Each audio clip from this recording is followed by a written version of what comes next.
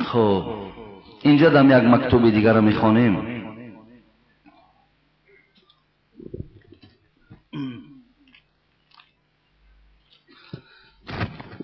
السلام علیکم اکای حاجی مرزا، من یکی از زنهای گناهگار التماس یک سوالی دارم، سوال اون رو پر را جواب دهید. من 3 ماه پیش شوهر کردم. اپم به خانم آمد، خوشتامنم در خانه نبودند.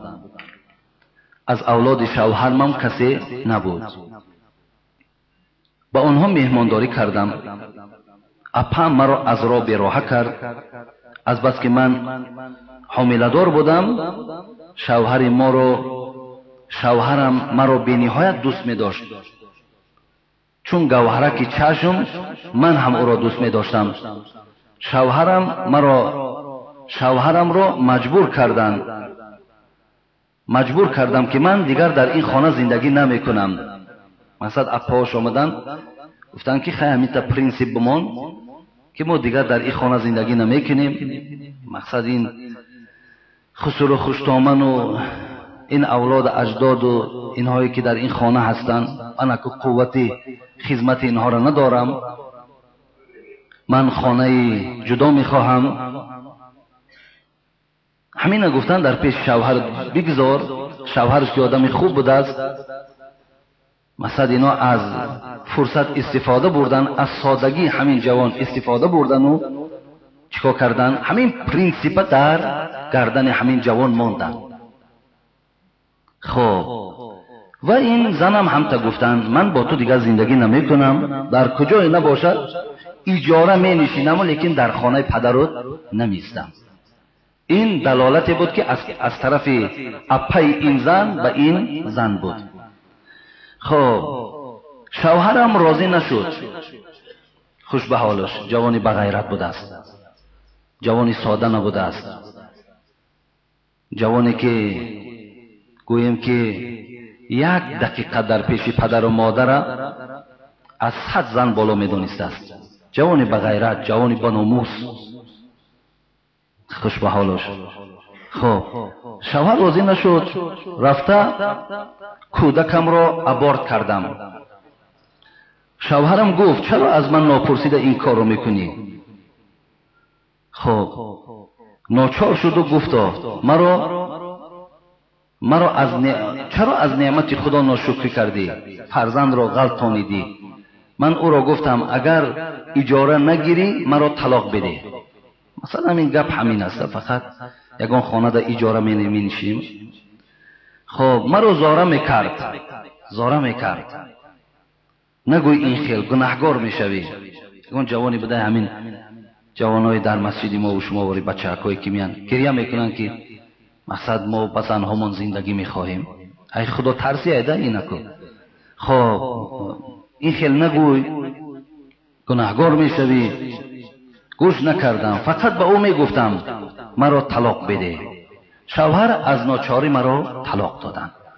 از بین هفته نگذشت آنچنان پشیمان شدم که دیگر حد و کنار ندارد. اکای حاجی مرزا اگر علاجش باشد برای من یگان روایت بیاو. سر خواهشی خوب. راستی بار این مکتوبه های هستن که وقتی میخواند انسان اکو این حیات همگانی ما و شما هست. این در اکثری خاندان های ما و شما این مسئله گویم همین خیل عمل ها رخ میدهند.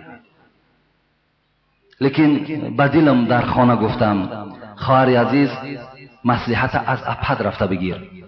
دیگر از ما میتونی مصلحت نگیری، پیش اپد میروی. همون اپایی که تو را بیراه کرده، همون اپایی که تو را در همین راه دلالت کرد، اکو نزد خانش برو. من به نام پروردگار این گویم که قسمی در پیش پروردگار کفارت دارد. خواهر عزیز این قدر گفتنی هم که اگر همین اپد تو را اگر از چند روز زیاد در خانش راه داد، من نام عوض میکنم به نام خدا. اگر تو رو گو که این من دلالت تو را اجرا کردم، این کار تا جای اومد که این مرد مرا طلاق داد، من دیگر جای ندارم. اکو در خانه تو میستم، کنی بین اپت با تو چی معامله میکنه.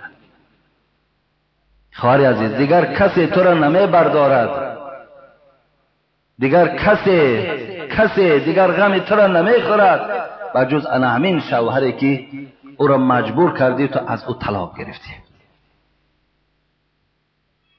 بسیار جای، خیلی جای تأسف است، خیلی جای تأسف است. هیچ وقت دادرای عزیز، مادرای عزیز، پدرای عزیز مجبور نسازین که برای شما دخترهای عزیز روین و پرینسیپ مانین و خانه های جدا کنن.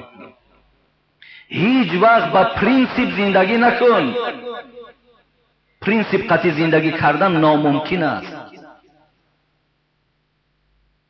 برعکس شما نصیحتون این باشد، دختری عزیز، خواهری عزیز، از همین روز اعتباراً تو در من دیگر در کار نیستی.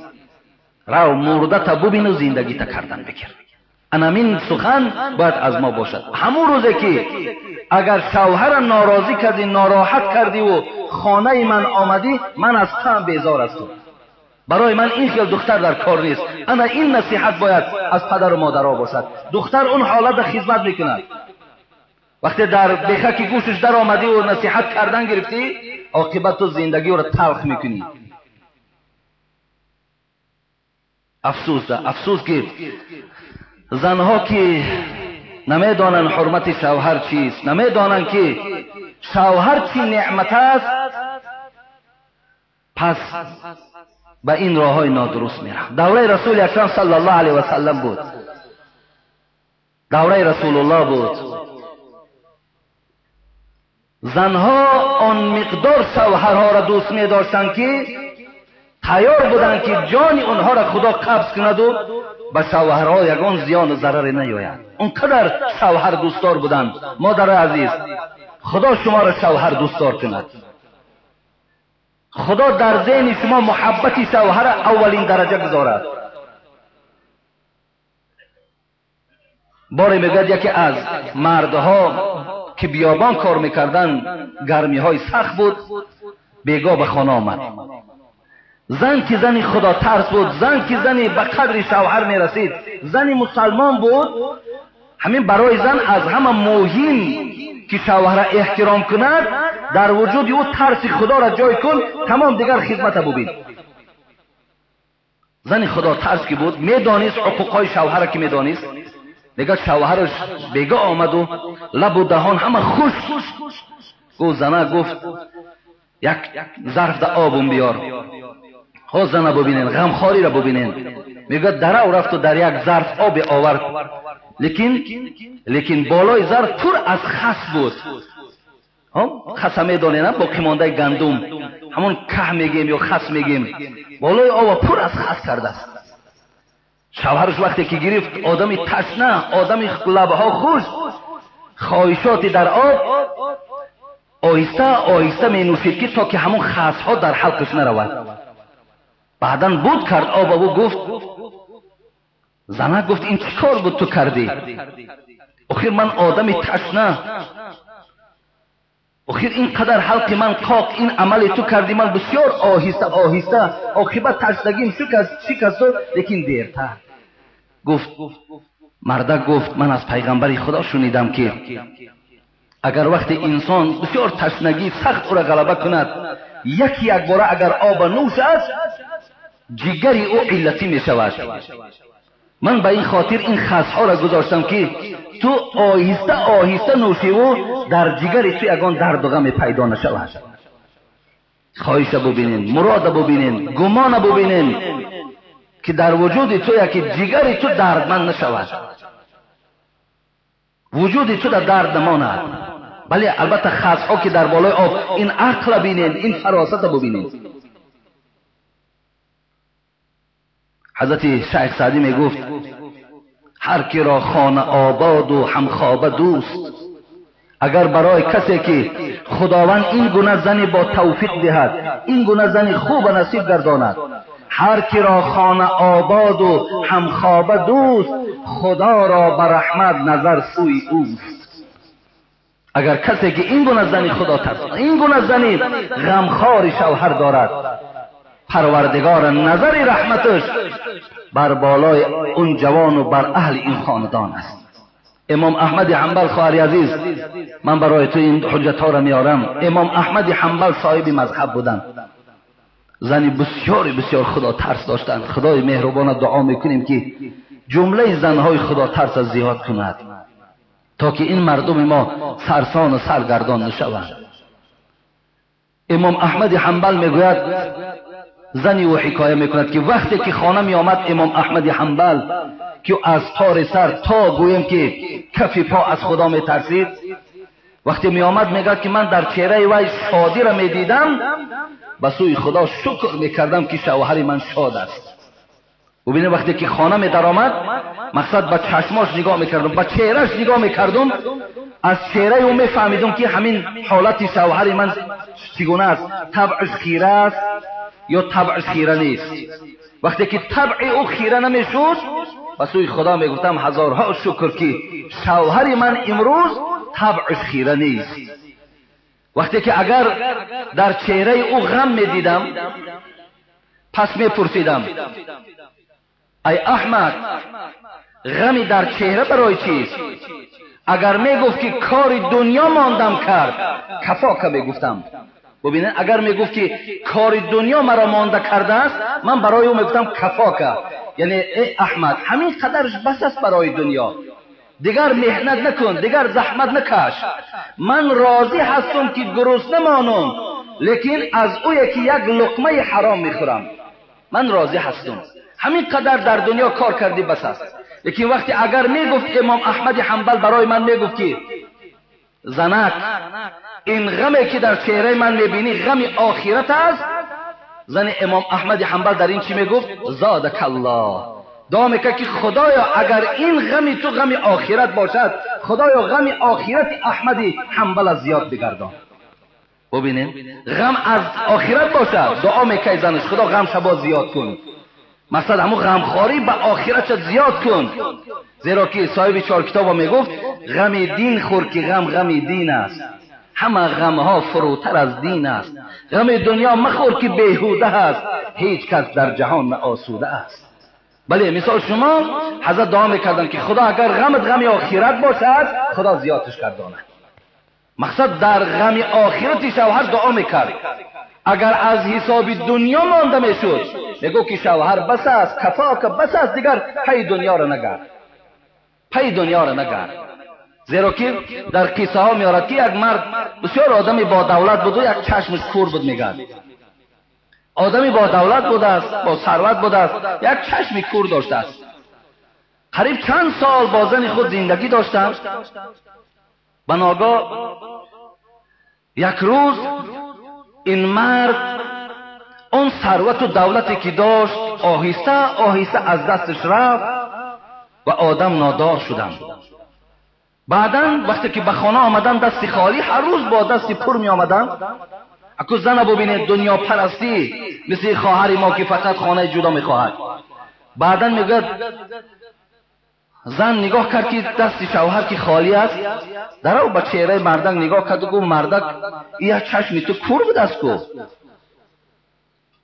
مردک میگه گشت و گفت، زنه گفت بله یک چشمی من کور است، وقتی نکاح کردیم آخی هم چشم کور بود کو؟ گو راستی بار من این تی چند سالی که با تو زندگی داشتم، دستات که پر می آمد من به دستت نگاه میکردم، به چشم تو نگاه نمیکردم.